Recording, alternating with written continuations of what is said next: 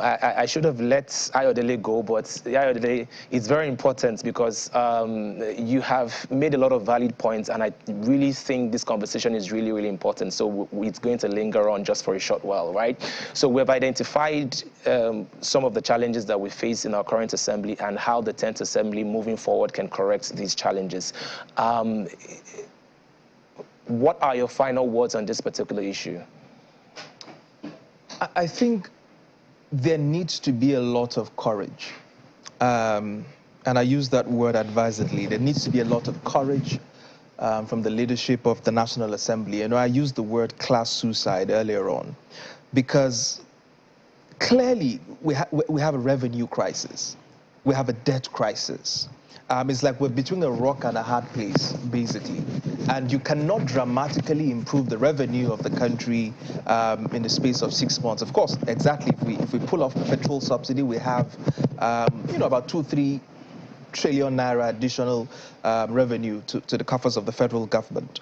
But before we do that, I believe strongly that there's another 2, 3, 4, 5 trillion naira on the table if the National Assembly does its job digitally and patriotically, by cutting down on excesses across agencies that are not productive at all. We've seen it work with JAM before. JAM was an agency of government that hardly remitted anything to the coffers of the federal government until they had Professor Moloyede, who started to remit billions of naira back into the federal government, and it seemed like magic.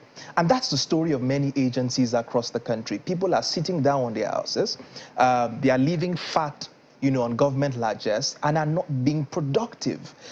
So I want to see a National Assembly that leans on the agencies of government to be productive, to be efficient, to support activities of government. And those that are struggling to be effective, those that are struggling to be efficient, and those that cannot be productive should not get budgetary allocation from the federal government because they control the national purse and they have the powers to allocate resources to wherever. And if they find that an agency is not being as productive as it should, that is just an agency that accommodates waste, it should be cut off from the national purse. So there has to be that courage to move this country forward and to treat it like your personal business. That if my business is under so much stress and so much tension, I can't still be flying first class when I can't pay salaries. Right. I can't still be sleeping in 5-star hotels when I have debts to pay. Right? So we have to find a way to cut down on all these things. You don't even want to talk about the convoy, the amount of cars. It's unbelievable. I dare you. There's a likelihood that they're going to buy brand new cars again when you come in. So these are the things. You're going to buy brand new cars, SUVs, you're going to new furniture allowances, new house allowances. All of these things are humongously expensive. And we need patriotic citizens to say that, listen, I'm going to defer my gratification for 2 years down the line. I don't need the government to buy me a brand new SUV. I don't need the government to pay for my accommodation for the next 2 years. I will hang on just like the man next door in my constituency is hanging on, just like the guy in the next local government who's struggling to survive this high inflation. I can hang on for another 2 years till the economy is better and till the economy can afford some of these excesses. Ayodele, all of the things you're saying is idealistic, but there's one thing, it's one thing for you to say the ideal thing, it's another thing for us to understand what has been obtainable by virtue of antecedents, which is the realistic thing, right?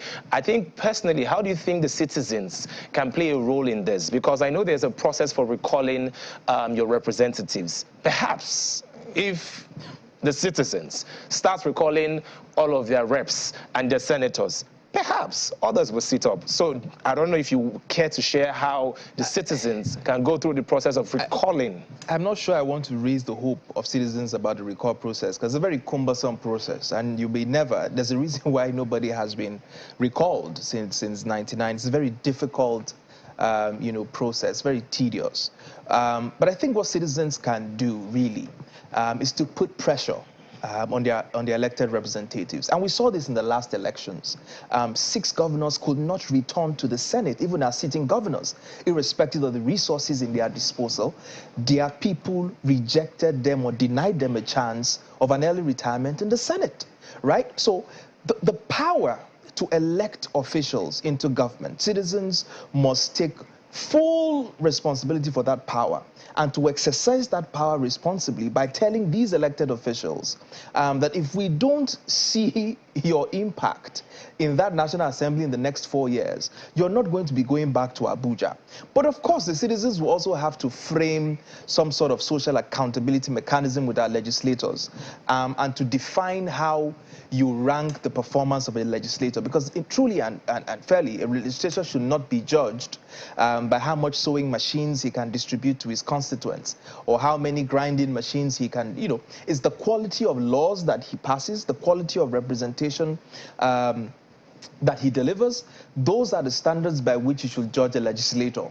Unfortunately, we seem to want to judge a legislator by the kind of largesse that he gives. But you see, people know quality representation when they see one. I mean, in Lagos here, for instance, Senator Abiru, that represents Lagos East, put out some sort of fantastic world-class digital IT hub somewhere in Ikorodu. Brilliant hub. Young people are being trained in that place, and when they graduate from there, the sky's their limit. So these are the kinds of interventions that you want to see legislators make that impact their constituents directly. And if we replicate these kinds of brilliant ideas across all the local governments or constituencies in our country, I argue that we'll begin to move forward. But if we continue this tokenist approach, where politicians want to hand out, grinding machines, and want to hand out, 2,000-3,000 nairas, to area boys every time they visit their home once a year, we're not going to make any sensible progress. We want legislators who are forward-thinking, who are development-oriented, who are honest, who are diligent, and who are willing to be held to account to represent their people with dignity, and with honesty.